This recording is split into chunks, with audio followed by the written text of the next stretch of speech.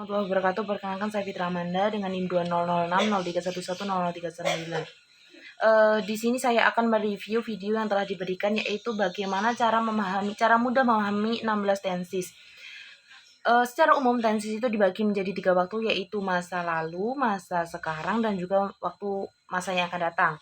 Kemudian untuk memahami 16 tenses itu ada cara-cara mudah, yaitu dengan memahami bentuk-bentuk kata kerja. Yang pertama ada basic verb. Basic verb atau kata kerja dasar itu digunakan untuk membentuk verb ing. Di situ ada be, do, have, will. Kemudian ada selanjutnya ada verb one atau verb 1, yaitu kata kerja bentuk pertama yang digunakan untuk present. Present ini digunakan untuk membahas sesuatu yang sifatnya fakta, sesuatu yang terjadi saat ini, dan juga membahas tentang kebiasaan. Kemudian untuk yang kedua ada verb to, yaitu kata kerja bentuk 2 yang digunakan untuk dalam bentuk past. Past ini berfungsi untuk menjelaskan waktu yang telah berlalu. Kemudian untuk verb 3 yaitu verb yang digunakan, kata kerja yang digunakan untuk membahas sesuatu yang sudah terjadi atau biasa disebut perfect. Kemudian yang keempat ada verb ing, yaitu digunakan untuk present continuous, yakni membahas sesuatu yang telah terjadi.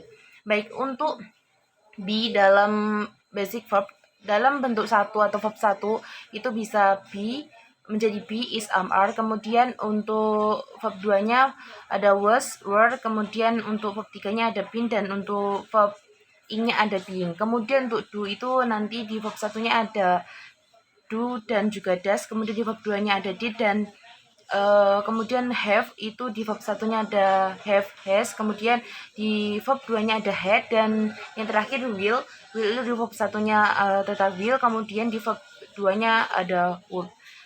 Selanjutnya langsung saja ke contoh dalam simple present. Yang pertama yaitu ada simple present tense. Baik, sebelum ke simple present tense, sebenarnya saya akan menjelaskan untuk will atau would itu digunakan untuk future atau untuk rencana yang terjadi di masa akan mendatang. Oke, selanjutnya balik lagi ke contoh, yaitu contoh dari simple present. Yang pertama yaitu simple present tense. Simple present tense ini digunakan untuk menunjukkan fakta, kebiasaan, ataupun keadaan umum yang terjadi pada saat ini.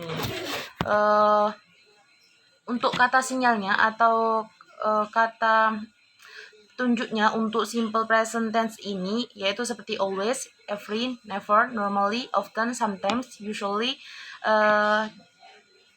and seldom. Kemudian untuk contohnya yaitu Sinta is good girl, she always help her friends.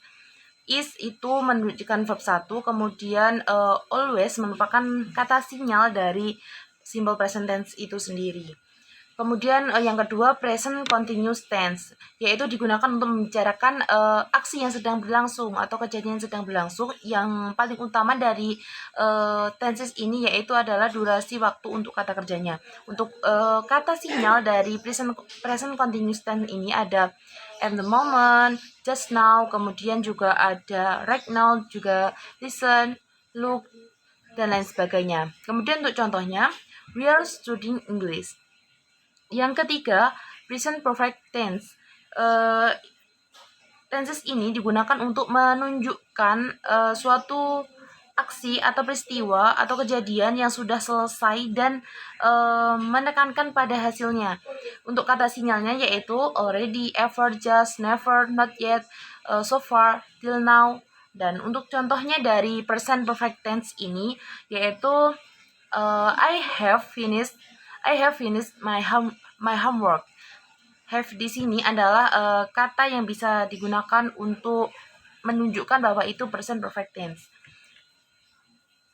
Selanjutnya ada present perfect continuous tense. Digunakan untuk menunjukkan aksi yang dimulai pada masa lampau dan akan terus berlanjut hingga sekarang atau hingga saat ini. Biasanya kejadian atau peristiwa yang menggunakan tenses ini mempunyai durasi waktu tertentu dan mempunyai relevansi dengan kondisi sekarang.